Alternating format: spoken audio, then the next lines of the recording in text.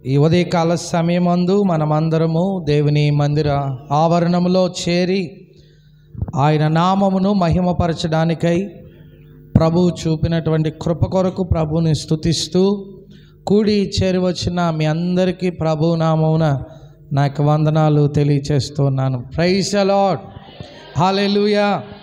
ఈరోజు దేవుని వాక్య ధ్యానము నిమిత్తమై లూకా శుభవార్త 13వ అధ్యాయం 8వ వచనాన్ని చదువుకుందాం. లూకా శుభవార్త 13వ అధ్యాయం 8వ వచన భాగాన్ని చదువుకుందాం.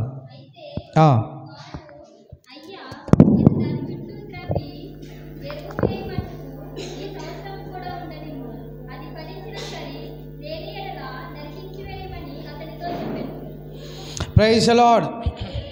చదవబడిన లేఖన భాగము దేవుడు మన వెనుకట్లో దీవించును గాక. ఆమేన్. మనము ఈరోజు ఈ సంవత్సరము కూడా ఉండనిమ్ము. ఏ సందర్భంలో ఆ మాట వాడుతూ ఉన్నారో మనకు తెలుసు, అయినా ఒక్కసారి జ్ఞాపకం చేస్తాను. అక్కడ ఒక అంజూరపు చెట్టు ఉంది. ఆ అంజూరపు చెట్టున ద్రాక్ష తోటలో ఒక అంజూరపు చెట్టు ఉంది. ఆ అంజూరపు చెట్టున 3 ఏండ్ల నుండి కూడా ఫలాలు ఎదురు చూస్తున్నప్పటికీ ఫలాలు లేకుండా ఉన్నాయి. అందుకొరకు అది ఇక ఫలించడానికి, అది ఇంక ఉండడానికి వీలు లేదు. దాని వలన భూమి వృధా అవుతుంది. కాబట్టి అది తొలగించేయి అని చెప్పాడు. దేవునికి స్తోత్రం కలుగును గాక. అది తొలగించు అని చెప్పినప్పుడు దానిని తొలగించకుండా తోటమాలి అడుగుతూ ఉన్నాడు. ఏమని తోటమాలి అడుగుతున్నాడంటే, ఈ సంవత్సరము కూడా ఉండనిమ్ము, నేను దాని చుట్టూ త్రవ్వి ఎరువు వేస్తాను, ఫలించినా సరే, లేని ఎడల దానిని నరికి వేద్దాం అని తోటమాలి యజమానిని అడుగుతున్న సందర్భం అది. ఈరోజు దాని నుండి లేక ఆ మాట నుండి మనం నేర్చుకోవాల్సినటువంటి గొప్ప పాఠము ఏదైనా ఉంది అని అంటే ఈరోజు మనం వినబోతున్నటువంటి గొప్ప సత్యం. దేవుని బిడ్డలారా, ద్రాక్ష తోటలో పనిచేసే వ్యక్తి అంజూరపు చెట్టు గురించి యజమానిని బతిమాలడం ద్వారా కనీసం మరికొంత కాలమైనా కూడా ఆ చెట్టు మీదకి రాబోతున్నటువంటి తీర్పును తప్పించుకోవడానికి వీలు కలుగుతుంది. కొంతకాలం, ప్రైజ్ ది లార్డ్, హల్లెలూయా, కొంతకాలం దానిపైకి రాబోతున్న తీర్పును ఆలస్యం అయ్యేలాగా చేస్తున్నాడు.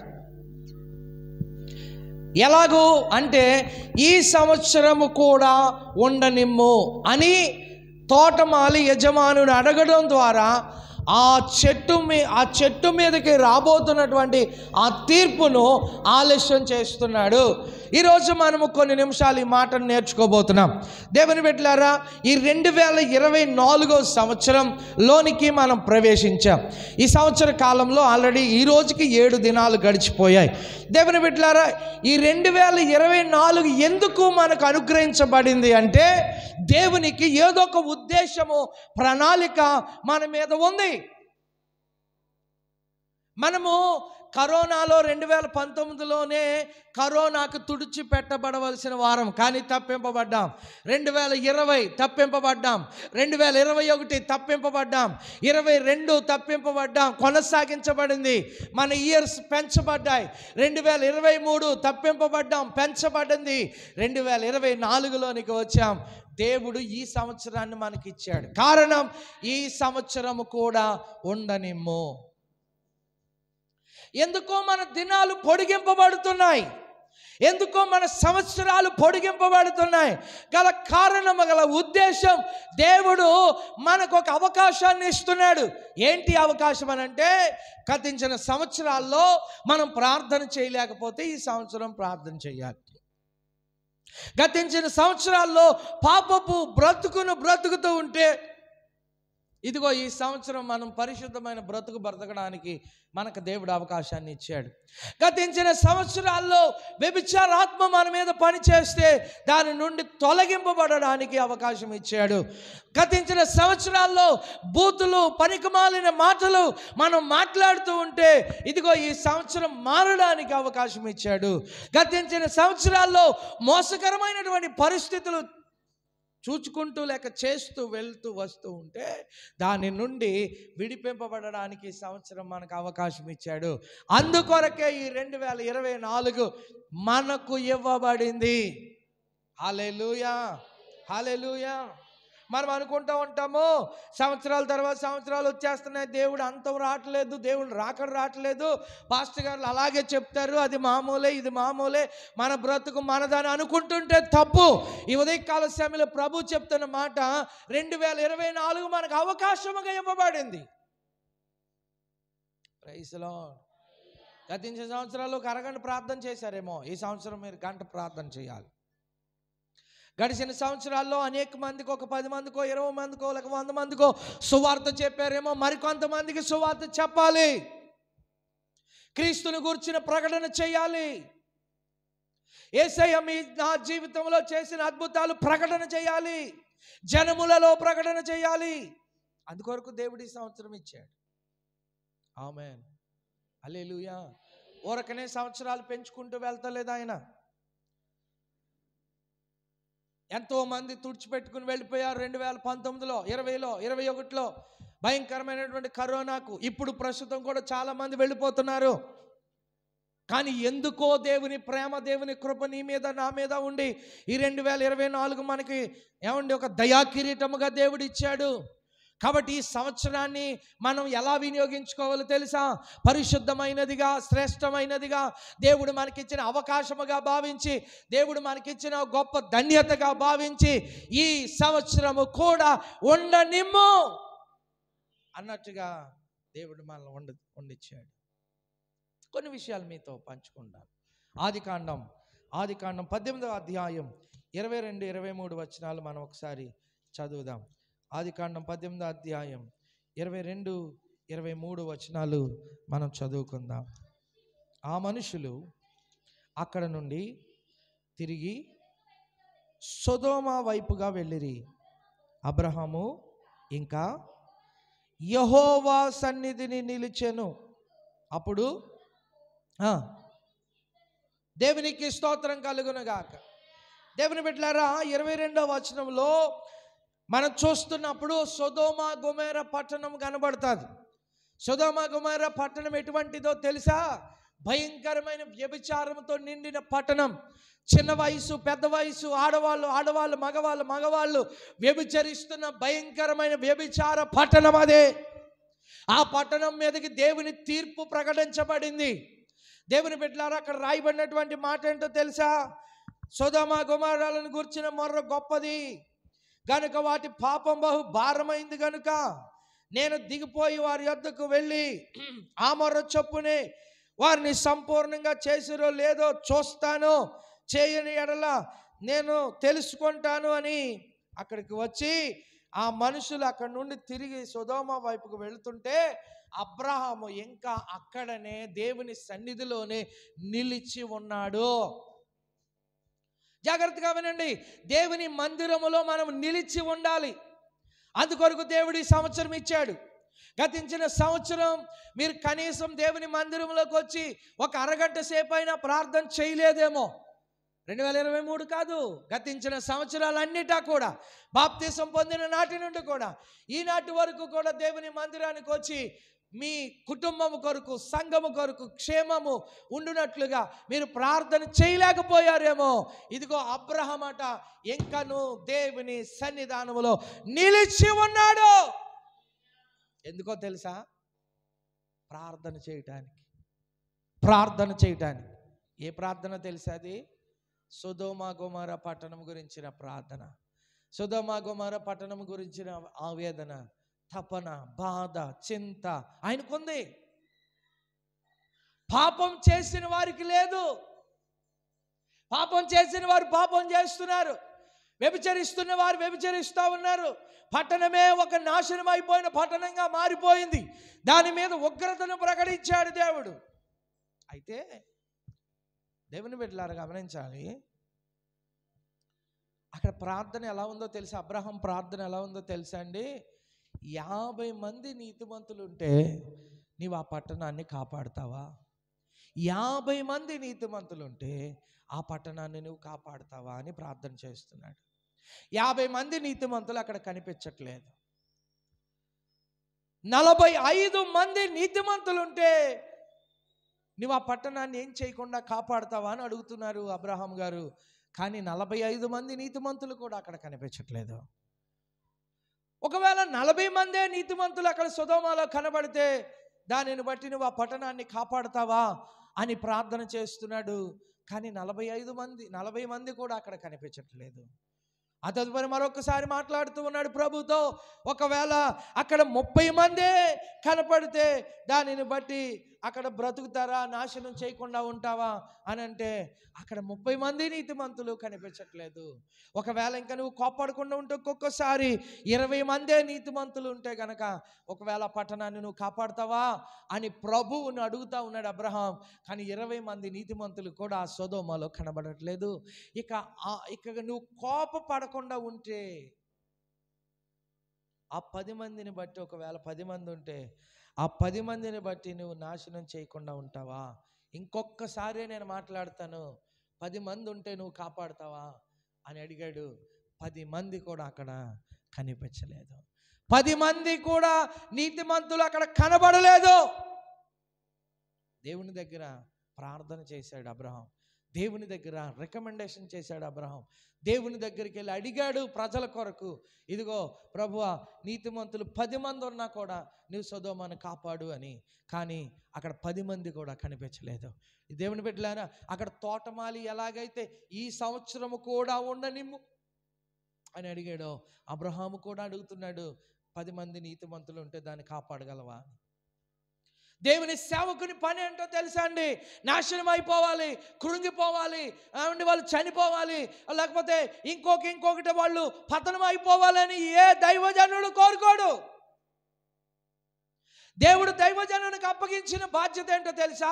తప్పును తప్పుగా ఖండించి నీతి మార్గంలో నడిపించడానికి దైవజనుడికి అప్పగించిన బాధ్యత. అందుకొరకు చేస్తున్నటువంటి పొరపాట్లను చక్కదిద్ది సరి అయిన మార్గంలో నడిపించే ప్రయత్నం చేస్తాడు దైవజనుడు ఎప్పుడు కూడా. కొంతమంది ఫీల్ అవుతూ ఉంటారు, ఏంటి ఇలాగ అనేసాడు పాస్టర్ గారు అని. కానీ తల్లిదండ్రులు పిల్లలను గద్దించినప్పుడు ఏంటి మా అమ్మ మా నాన్న ఇలాగ అన్నారు అని అంటే ఎందుకు అన్నారో గమనించుకుంటే పర్లేదు. ఎందుకు ఇలాగ అన్నారంటేనే సమస్య. వారు ఆశీర్వాదకరంగా మారలేరు. దేవుని బిడ్డలారా, ఇక్కడ కూర్చున్న దేవుని బిడ్డలారా, వాక్యం వింటున్న దేవుని బిడ్డలారా, ప్రభు చెబుతున్నటువంటి మాట ఏంటో తెలుసా? మనము దేవుని సన్నిధిలో నీతిగా బ్రతకడానికి, యథార్థంగా బ్రతకడానికి, పరిశుద్ధంగా బ్రతకడానికి, దేవుని కృపలో వర్ధిల్లడానికి 2024 సంవత్సరం దేవుడు మనకిచ్చాడు. అది నువ్వేదో సింపుల్గా తీసుకోవడానికి వీల్లేదు. భయంకరమైన దినాలు ఇవి, అపాయకరమైన కాలాలు ఇవి, దుర్దినాలు ఇవి, పతనం అవస్థకు నడిపిస్తున్న కాలాలు ఇవి. మంచి కాలాలు ఏమీ కాదు. భయంకరమైన తుఫాన్లు వస్తున్నాయి, భయంకరమైనటువంటి భూకంపాలు వస్తున్నాయి, భయంకరమైన వ్యాధులు వస్తున్నాయి. అంతవరకు బాగానే ఉండి మనతోనే తిరిగి సడన్గా ఏదో వ్యాధితో హాస్పిటల్ పాలవుతున్నారు. హాస్పిటల్ పాలై తిరిగి ఇంటికి రాకుండా ఎక్కడికో మనకు కనబడని లోకాలకు వెళ్ళిపోతున్నారు. దేవుని బిడ్డలారా, అలాంటి భయంకరమైన పరిస్థితుల గుండా నేడు ప్రయాణం చేస్తున్న సమాజాన్ని బట్టి ప్రభు జ్ఞాపకం చేస్తున్నాడు. ఈ సంవత్సరం దేవుడు ఎందుకు ఇచ్చాడో తెలుసా? మారాలి గనుక, విశ్వాసముతో నడవాలి గనుక, యథార్థతతో నడవాలి గనుక, పశ్చాత్తాపంతో నడవాలి గనుక, లోకమును విడిచిపెట్టి పరిశుద్ధతను ధరించుకుని క్రీస్తు కొరకు అడుగు ముందు వేయాలి గనుక నా దేవుడి సంవత్సరం నీకు నాకు ఇచ్చాడు. హల్లెలూయా, హల్లెలూయా, హల్లెలూయా. అడుగుతా ఉన్నాడు అబ్రహాం, 10 మంది నీతిమంతులు ఉంటే నువ్వు కాపాడుతావా? 10 మంది కూడా అక్కడ కనిపించలేదు. 10 మంది కూడా నీతిమంతులు కనిపించలేదు. మరి ఏం చేయాలి? దేవుడు అగ్ని గంధకాలు పంపించాడు. సొదొమ పట్టణం తెల్లవారేసరికి అవము వలె మంచు వలె పొగవలే ఆ పట్టణం అంతా బూడిదైపోయి లేచిందట. ఎందుకు అంత తీర్పు వాళ్ళ మీదకి వచ్చిందో తెలుసా? దేవునికి కోపం రేపి దేవునికి అవిధేయులుగా మారిపోయారు. వాళ్ళకి ఇచ్చిన అవకాశాలన్నీ కోల్పోయారు. ఇంకా చెప్పాలంటే దేవుని సన్నిధిలోనే నిలుచుండి అబ్రహాము దేవునికి ప్రార్థన చేస్తున్నప్పటికీ కూడా దేవునికి స్తోత్రం, నీతిమంతుడు కనబడలేదు. అమ్మా, వివేకము కలిగి దేవుని వెతుకువారు కలరేమో అని ఆకాశము నుండి ఆయన నరులను తేరి చూచి పరిశీలన చేస్తున్నాడని రాయబడుతుంది ఒక చోట. వివేకము కలిగి దేవుని వెతుకువారు కలరేమో అని ఏం చేస్తున్నాడు? ఆయన చూస్తూ ఉన్నాడు, కనిపెడుతూ ఉన్నాడు, ఎదురు చూస్తూ ఉన్నాడు. ఈరోజు ప్రభు నీతో నాతో మాట్లాడుతున్న మాట, ఈ సంవత్సరం కూడా ఉండనిమ్ము, ఈ సంవత్సరం కూడా ఉండనిమ్ము. ఎక్కడ వేసిన గొంగలి అక్కడే అన్నట్లుగా, ఎక్కడ భక్తితో ఉన్నారో అక్కడే ఆ భక్తి అక్కడితోనే ఆగిపోయి ముందుకు వెళ్ళలేకపోతున్నారేమో. ప్రభు అంటున్నాడు, అక్కడతో ఆగిపోకూడదు మీ భక్తి, అక్కడతో ఆగిపోకూడదు మీ విశ్వాసం, అక్కడతో ఆగిపోకూడదు మీ స్థితిగతులన్నీ, ముందుకు వెళ్ళాలి. హల్లెలూయా, హల్లెలూయా, హల్లెలూయా. ఏమండి, ప్రాచీన స్వభావాన్ని విడిచిపెట్టి నవీన స్వభావాన్ని ధరించుకోవాలి. ఇదిగో పాతవి గతించను, సమస్తమును క్రొత్తవిగా మారాయి అంటాడు. ఏమి కొత్తగా మారాయి చెప్పండి? ఆమేన్. 2023 ఎలా ఉందో 2024 అలాగే ప్రారంభించాం కదా. 2023 డిసెంబర్లో 31వ తారీఖున మనం ఎలాగా 2022లో దాటి వచ్చామో 2023లో దాటి వచ్చాం. మళ్ళా 2024లో కూడా దాటి వెళ్తాం. ముందు ఏమి జరిగాయో, తర్వాత ఇప్పుడు ప్రస్తుతం ఏమి జరుగుతున్నాయో, రాబోయే దినాల్లో అవే జరుగుతాయి. భూమి మీద ఏది కొత్తది జరగదు. అవి మారవు, ఆ దినాలు మారవు. 1 వస్తుంది, 2 వస్తుంది, 3 వస్తుంది, 31 వస్తుంది, ఒక నెల 30 వస్తుంది, ఒక నెల 28 వస్తుంది. 12 నెలలు గతించిపోతాయి. మళ్ళీ పశ్చాత్తాపడతాం, ప్రభు దగ్గర నిలబడతాం, మరలా 12 నెలలు వస్తాయి. ఇలాగూ కొత్తగా వచ్చేదంటూ ఏమీ లేదు, అంత పాతదే. ఇక ముందు జరగబోయేది, అంతకుముందు జరిగినది, జరగబోయేది అంతా నార్మల్. కానీ ఏం మారాలో తెలుసా? మన హృదయం మారాలి, మన హృదయం మారాలి, మన మనసు మారాలి, మన స్థితిగతులు మారాలి, మనం జీవించే విధానం మారాలి, మనం నడిచే నడక మారాలి, మనం ప్రవర్తించే ప్రవర్తన మారాలి, మన భక్తి మారాలి, మన విశ్వాసం మారాలి. ఎక్కడి వేసిన గొంగలు అక్కడ అన్నట్లుగా 20లో ఎలా ఉన్నాం 24లో అలా ఉండకూడదు. మారుతాం కదా పాస్టర్ గారు, అప్పుడు సన్నంగా ఉన్నాం, ఇప్పుడు లావుగా ఉన్నాం అంటారేమో. హల్లెలూయా. అప్పుడు షుగర్ లేదు, ఇప్పుడు షుగర్ ఉంది పాస్టర్ గారు, మారాం కదా. హల్లెలూయా. దాని గురించి కాదండి ఇక్కడ మాట్లాడేది, దాని గురించి కాదండి. పరిపక్వత చెందాలని ఆశపడ. అంటే అక్కడ అంజూరపు చెట్టు గురించి ఆయనకు ఉన్న బాధ ఏంటంటే 3 సంవత్సరాల నుండి ఎదురు చూస్తున్నా కూడా కాయలు లేవు. ఎవరికి బాధ ఉండదు చెప్పండి? Praise lord. మన బిడ్డలు, ఆడబిడ్డలు ఎదగవలసినటువంటి సమయాల్లో వారు ఎదగలేదు అనుకోండి,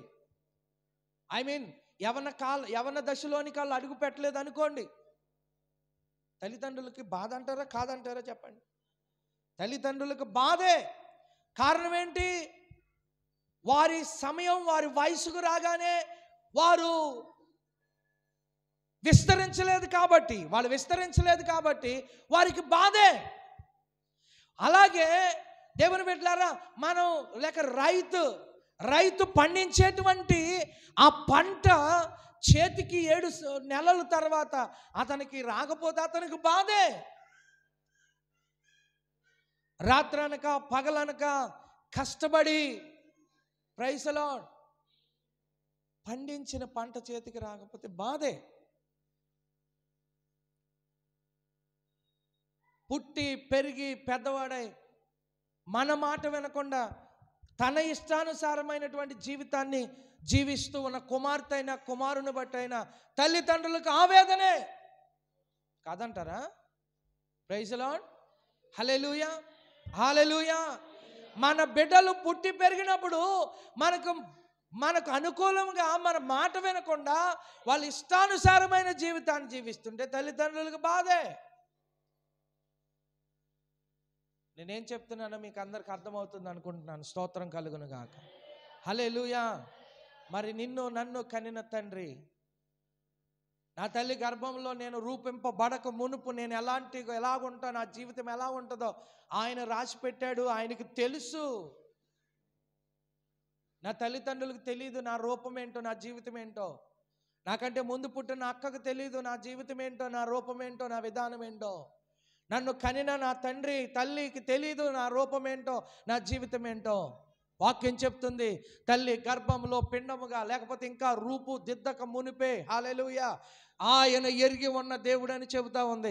కాబట్టి సమస్తమును ఎరిగినటువంటి దేవుడు ఆయన, ఆ ఉద్దేశాలు ఎరిగినటువంటి దేవుడు ఆయన, ఆలోచనలు ఎరిగినటువంటి దేవుడు ఆయన, తలంపులను ఎరిగినటువంటి దేవుడు ఆయన. కనుక ఉదయకాల సమయంలో ప్రభువు అమ్మా నీతో నాతో మాట్లాడుతున్న శ్రేష్టమైన మాట ఏంటో తెలుసా?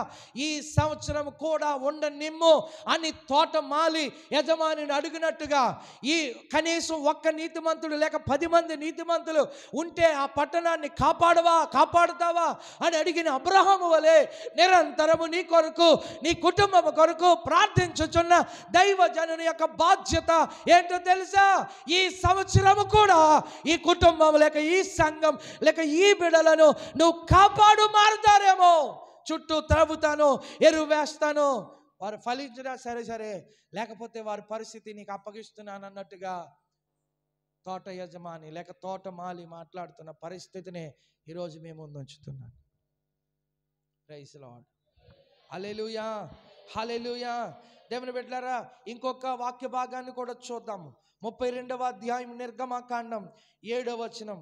32వ అధ్యాయం 7వ వచనం నిర్గమకాండం చదువుదాం. కాగా యెహోవా మోషేతో ఇట్లా నేను, నీవు దిగి వెళ్ళుము, ఐగుప్తు దేశము నుండి నీవు రప్పించిన నీ ప్రజలు చెడిపోయిరి. Amen, amen. నేను వారికి నియమించిన త్రోవ నుండి త్వరగా తొలగిపోయి తమ కొరకు పోత పోసిన దూడను చేసుకుని దానికి సాగిలపడి బలి అర్పించారు. వినండి, మనం చెప్పుకుంటున్న అంశం రెండవ సందర్భం. నిర్గమకాండం ప్రారంభ వచనాల్లో అధ్యాయాల్లో మోషేను దేవుడు ఎన్నుకున్నాడు. అందరికీ తెలుసు కదా, మోషేను దేవుడు ఎన్నుకున్నాడు. ఎన్నుకుని ఇశ్రాయేలు ప్రజలను ఐగుప్తు దేశం నుండి విడిపించడానికి ఎన్నుకున్నాడు. మోషే ఏమన్నాడు? నేను నత్తివాడిని, నేను వెళ్ళలేను అన్నాడు. కానీ దేవుడు ఏమన్నాడు? నేను నీ ముందు నడుస్తాను, నీ ముందు వెళ్తాను, నువ్వు వెళ్ళు, నిలబడి నేను మాట్లాడతాను అన్నాడు. వెళ్ళాడు. సాకులు ఏం చెప్పొద్దు, వెళ్ళని దేవుడు చెప్పాడు. వెళ్ళాడు. వెళ్ళిన తర్వాత దేవుడే తోడుగా ఉన్నాడు. మోషేతో అక్కడ ఫరోతో మాట్లాడాడు. ఐగుప్తు నుండి ఇశ్రాయేలు ప్రజలను, హల్లెలూయా, ఐగుప్తు నుండి ఇశ్రాయేలు ప్రజలను ఎక్కడికి నడిపించాడండి? పాలు తేనెలు ప్రవహించు దేశానికి నడిపిస్తున్న సమయాల్లో, పాలు తేనెలు ప్రవహిస్తున్నటువంటి ఆ దేశానికి ప్రభువు ఇశ్రాయేలు ప్రజలు నడిపిస్తూ వచ్చాడు. కానానుకు చేరలేదనుకోండి, కానానుకు చేరింది ఇద్దరే, కాలేబు యెహోషువ. ఇక్కడ సందర్భాన్ని నేను జ్ఞాపకం చేస్తున్నాను. ఇక్కడ సందర్భం ఏంటో తెలుసా? కొండ మీదకి మోషే వెళ్ళాడు దేవునితో మాట్లాడడానికి, ప్రత్యక్షలు తీసుకోవడానికి, ఏమంటారు, ఆజ్ఞలు తీసుకోవడానికి, దేవునితో మాట్లాడడానికి వెళ్ళాడు. కొండ మీద ఉన్నప్పుడు దేవుడు అన్నాడు, నీవు దిగి వెళ్ళుము, ఐగుప్తు నుండి నీవు రప్పించి నీ ప్రజలు చెడిపోయారు. ఆమెన్. మీరు ఆ వచనాల్లో మనం చదువుకుంటూ వెళ్తుంటే ప్రభు కోపం, దేవుడు కోపముతో ఏమంటున్నాడు తెలుసా? ఇదిగో వారు లోబడనొల్లని ప్రజలు, కావున నీవు ఊరకుండుము, నా కోపం వారి మీద మండును, నేను వారిని కాల్చివేసి నిన్ను గొప్ప జనముగా చేస్తానని మోషేతో చెప్తున్నాడు. హల్లెలూయా. వాళ్ళు ఎలా ఉన్నారంటేనంటండి, దేవుని మాట విననొల్లని ప్రజలుగా మారిపోయారట. అక్కడ చాలా స్పష్టంగా రాశాడు ఏంటంటే వారు దేవుని మాట లోబడనొల్లని ప్రజలైపోయారు. ఎలా ఉన్నారండి వాళ్ళు? గట్టిగా చెప్పాలి. లోబడనొల్లని ప్రజలైపోయారు. లోబడనొల్లని ప్రజలైపోయారని దేవుడు ఏమన్నాడు మోషేతో? నా కోపం వారి మీద మండింది కాబట్టి నేను వాళ్ళందరినీ కాల్చేస్తాను అన్నాడు. హల్లెలూయా. అదేంటండి, దేవుడు కాల్చేస్తాడా? దేవుడు మనల్ని నాశనం చేస్తాడా?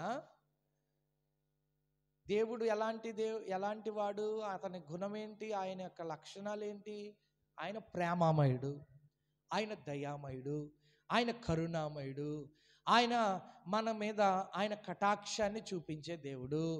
ఆయన ఎన్నో అద్భుతాలు మనకు చేస్తాడు. తల్లిలాగా ఆదరిస్తాడు, తండ్రిలాగా చేరదీస్తాడు, నడిపిస్తాడు, పోషిస్తాడు, కాపాడుతాడు, పరమునకు చేరుస్తాడు. ఆయనతో కూడా మనల్ని పెట్టుకుంటాడు. ఆయన కుడిపార్శ్వమందు మనకు చోటిస్తాడు. తల్లివడిలో పవలించి బిడ్డ వల్లే ఆయన మనల్ని చేస్తాడు. ఇన్ని క్వాలిటీలు కలిగినటువంటి దేవుడు ఇక్కడేమన్నాడు తెలుసా? ఇశ్రాయేలీల మీద నాకు కోపము మండింది కాబట్టి ఇశ్రాయేలీలందరినీ నేను కాల్చేస్తాను.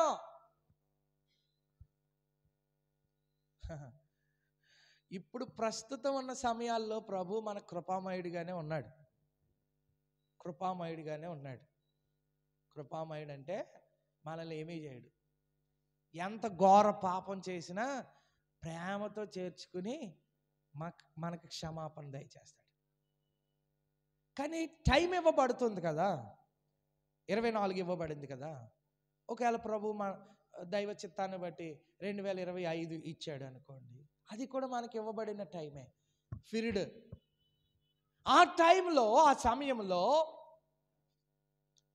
ఏమో దేవుడు ఈ నెల, లేకపోతే ఈ రోజేనా, లేకపోతే ఈ వారమేనా, లేకపోతే ఈ సంవత్సరమేనా తెలీదు. కానీ ఇవ్వబడిన టైంను బట్టి దేవునికి స్తోత్రం. ఆమేన్. హల్లెలూయా. ఇవ్వబడిన టైంను బట్టి దేవునికి స్తోత్రం. కానీ ఈ ఇవ్వబడిన టైంలో, సమయంలో, పీరియడ్లో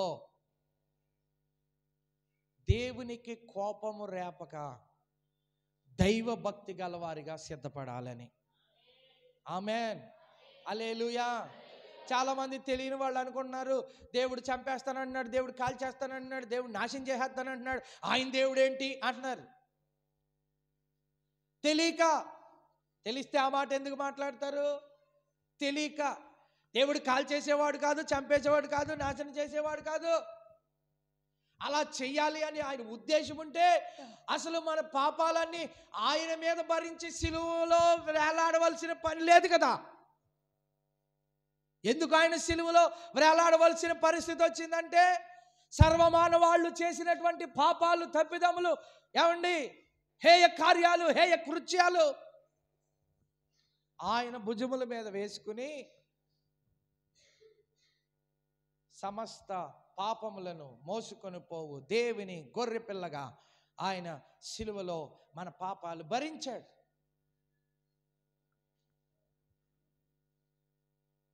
పుణ్యదాన బలియాగంగా యవన రక్తము చిందించి, పరిశుద్ధమైన రక్తము చిందించి మన పాపాలు కడిగి వేశాడు. మరి అప్పుడు అలాంటి దేవుడు ఎందుకు మనల్ని కాల్చేస్తాడు అంటే, నేను ముందే చెప్పాను మీకు, దేవుడు కొంతకాలము సమయాన్ని ఇస్తాడు మనకి మారడానికి. విశ్వాసంతో నడవడానికి, పరిశుద్ధమైన జీవితాన్ని జీవించడానికి మనం రావాలి. సమయం చాలా సంకుచితమైంది. ప్రభు రాకడ అతి సమీపంలో ఉంది. ఎప్పుడు ఎలాగూ ఎవరు జీవితాలు ముగించబడతాయో తెలీదు. ఎవరు చెప్పగలరు నీ జీవితం ఎప్పుడు అంతమవుద్ది, నా జీవితం ఎప్పుడు అంతమవుద్దని? నిన్ను కనిన నీ తల్లే చెప్పలేదు మీ గురించి ఎప్పుడు మీకు అంతమా అని. ఆవిడికే తెలీదు, నాకే తెలీదు, మనకు తెలీదు. ఆయన దొంగ వలే వస్తానంటున్నాడు. ఎప్పుడు వస్తాడో తెలియదు. రెండు జరుగుతాయి, మన పోకడ, ఆయన రాకడ. ఇంకేమీ లేదు భూమి మీద, కొత్తగా జరిగేది ఏమీ లేదు. పుట్టినోడు పుడతాడు, పెరుగుతాడు, పెళ్లి చేసుకుంటాడు, బిడ్డలు కంటాడు, ముసలోడు అవుతాడు, చనిపోతాడు. ఇల్లు కట్టేవాడు ఇల్లు కడతాడు, బిజినెస్ చేసేవాళ్ళు బిజినెస్ చేస్తారు, వ్యాపారాలు చేసేవారు వ్యాపారాలు చేస్తారు, పెళ్ళిళ్ళు చేసుకునేవారు పెళ్ళిళ్ళు చేసుకుంటారు. ఏది జరగక ఆగదు, జరిగేదంతా జరుగుతూనే ఉంటుంది. కానీ జరుగుతూ ఉన్నవి రెండు జరుగుతాయి మనకి. ఒకటి మనం పోవాలి, లేదా రెండు రావాలి. ప్రభువు రావాలి, మనల్ని తీసుకెళ్ళాలి, అంతే. ఈ రెండిట్లకి మనం సిద్ధపడి ఉండాలి. ఆమేన్.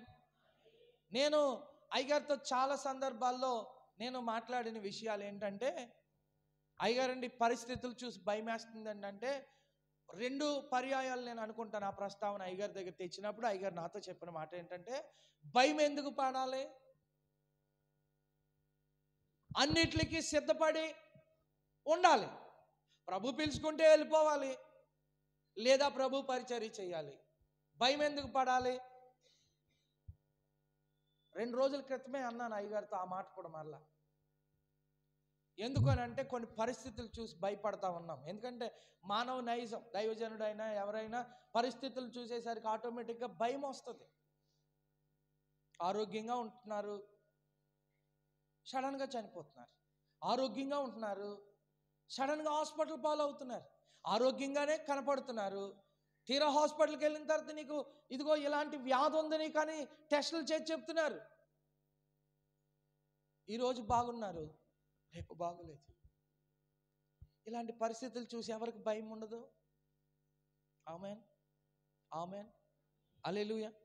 రంగాపురంలో ఒక బిడ్డ సుకుమారి అని ఒక సహోదరి ఆరోగ్యంగా ఉంది, చాలా బాగుంది, ఏ బలహీనత లేదన్నట్టుగా ఉంది. ఏఎస్ఏ హాస్పిటల్లో ఆమె స్టాఫ్ నర్స్గా పనిచేస్తుంది. సడన్గా ఒక 10 రోజుల నుండి ఆమె బాడీలో ఉన్న సమస్త అవయవాలు టోటల్గా చేంజ్ అయిపోయిన పరిస్థితులు వచ్చాయి. హాస్పిటల్లో ఉంది, చావు బ్రతుకుల మధ్యలో ఉంది. అటు చావా ఇటు జీవం పోసుకుని ఇంటికి రావాలా, రెండిట్ల మధ్య కొట్టుమిట్లు ఆడుతూ ఉంది. ఏమైందో తెలీదు, భయంకరమైన పరిస్థితులు. ఎప్పుడు ఆమెకు అనారోగ్యం తెలీదు.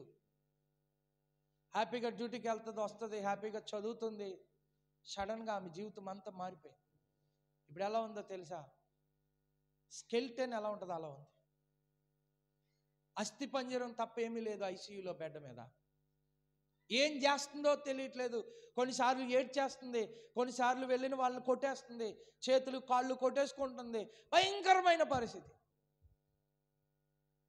10 రోజులైంది, కిమ్స్లో డాక్టర్స్ ట్రీట్మెంట్ చేస్తున్నారు. తలపోటు వస్తుందని చెప్తుంది, కానీ ఎందుకు ఆ తలపోటు వస్తుందో కనిపెట్టలేకపోతున్నారు.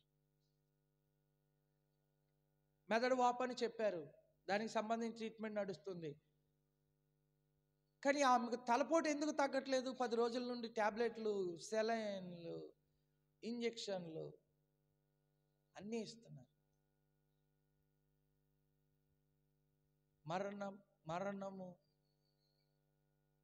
పోరాడుతుంది.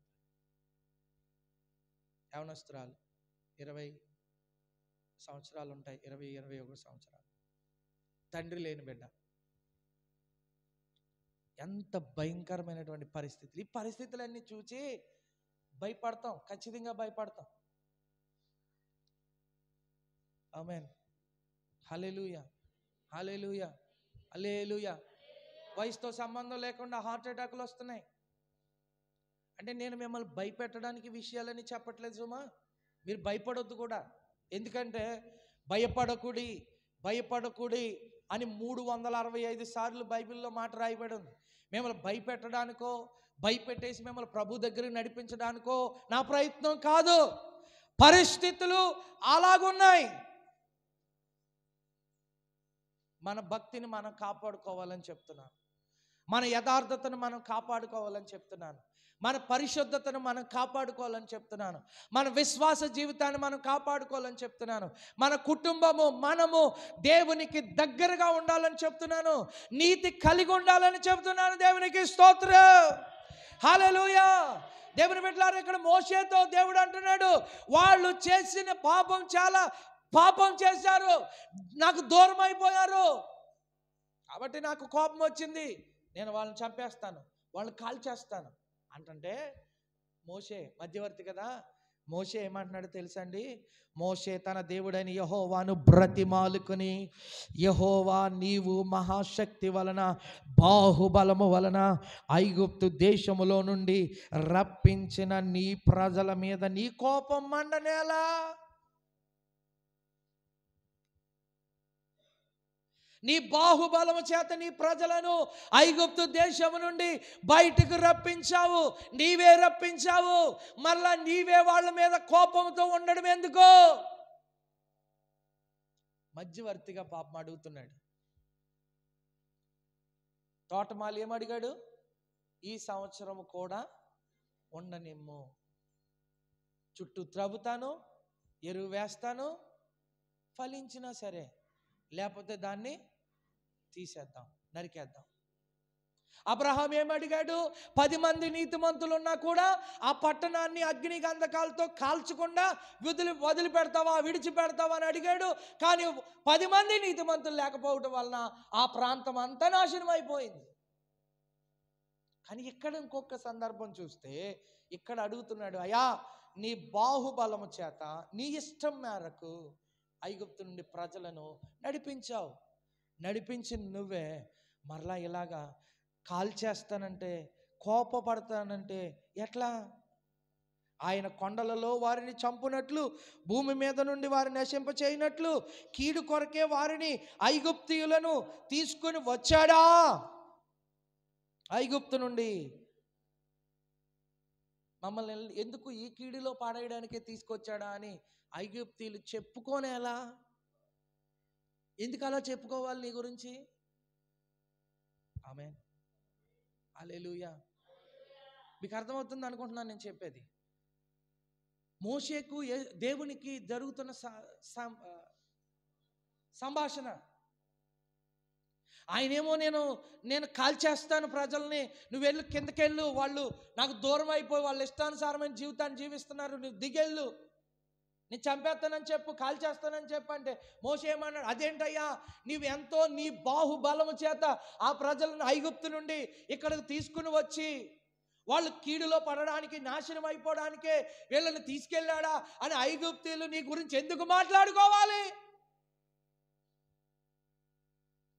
నీ కోపాగ్ని మల్లుకొని నీవు నీ ప్రజలకు ఈ కీడు చేయక దానిని గూర్చి సంతాపపడుము అని మోషే దేవునికి చెప్తా ఉన్నాడు.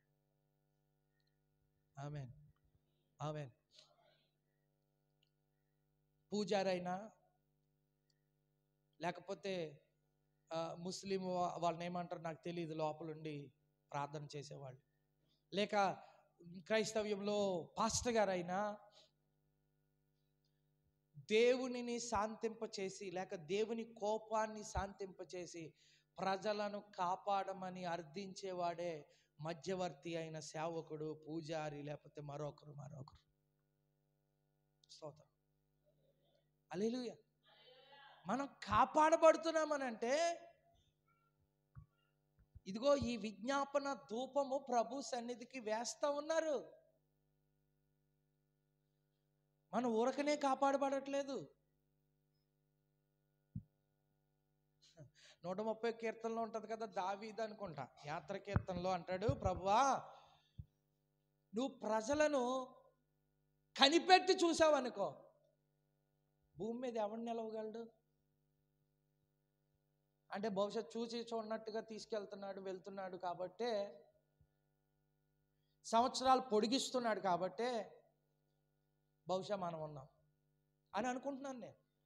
ఎందుకంటే 131 కీర్తనలు అదే అంటాడు, యెహోవా నువ్వు కనిపెట్టి, నువ్వు దోషములను కనిపెట్టి చూచిన ఎడల ప్రభువా ఎవడు నిలువగలడు? ఆమేన్, హల్లెలూయా. భక్తుడు అంటున్నాడు, కీర్తనకారుడు అంటున్నాడు, యెహోవా ఒకవేళ నీవు మా దోషాలు కనిపెడితే గనక ప్రభువా ఈ భూమి మీద ఎవడు నిలబడతాడు? ఎవడు నిలబడలేడు. అంటే మధ్యలో మధ్యవర్తులుగా ఉన్నటువంటి వారు, తోటమాలిగా ఉన్నటువంటి వారు, సంఘాన్ని కాపాడుతున్నటువంటి కాపరిగా ఉన్నటువంటి వారు, ప్రవక్త అయి ఉన్నటువంటి వారు దేవునిని శాంతింపచేసి కోపాన్ని చల్లార్చేటట్లుగా చేస్తున్నారు కాబట్టే సంవత్సరాలు పొడిగింపబడుతున్నాయి. హల్లెలూయా, హల్లెలూయా. నీవు సంతాపపడుము. 31వ వచనంలో అంటాడు, అప్పుడు మోషే యెహోవా యొద్దకు తిరిగి వెళ్ళి, అయ్యో ఈ ప్రజలు గొప్ప పాపం చేశారు, వారు బంగారు దేవతను తమ కొరకు చేసుకున్నారు. అయ్యో నీవు వారి పాపములు ఒకవేళ పరిహరించితివా, లేని ఎడల నీవు రాసిన నీ గ్రంథంలో నుండి నా పేరు తుడిచివేయమని బ్రతిమాలు కొనుచున్నాడు. మోషే గారు అంటున్నారండి, అయ్యో ఈ ప్రజలు గొప్ప పాపం చేశారు, వారు బంగారు దేవతను చేసుకున్నారు, వారు ఆరాధన చేస్తున్నారు. ఒకవేళ నీవు వారి పాపమును పరిహరించితివా? ఒకవేళ పరిహరించకపోతే, లేకపోతే నీవు రాసి నీ గ్రంథంలో నా పేరు తీసేయాలి. ఎంత గొప్ప దైవజనుడు. ఆమేన్. నీ వాళ్ళ పాపాలు పరిహరించావా? లేని ఎడల నీ గ్రంథంలో నా పేరు తొలగించు. అలాంటి దైవజనులు కావాలి మనకి. దేవునికి స్తోత్రం కలుగునుగా. హల్లెలూయా, హల్లెలూయా. అంటే నేను అనుకుంటాను, నా పేరైనా తీసేయి కానీ ఖచ్చితంగా వాళ్ళు మాత్రం క్షేమముగా ఉండాలి, వారు మాత్రం సురక్షితంగా ఉండాలి, వారు మాత్రం ఏ అపాయంలో పడకూడదు, వారు మాత్రం ఏ గాయాలు పాలవ్వకూడదు, వారికి ఎదకి ఏ అగ్ని నువ్వు రప్పించొద్దు, నా పేరు తీసేయి.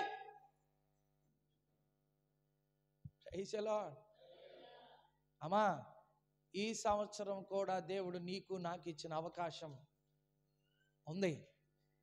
ఎందుకో ఇచ్చాడు ఈ సంవత్సరం, అది నాకు తెలీదు, మీకు తెలీదు.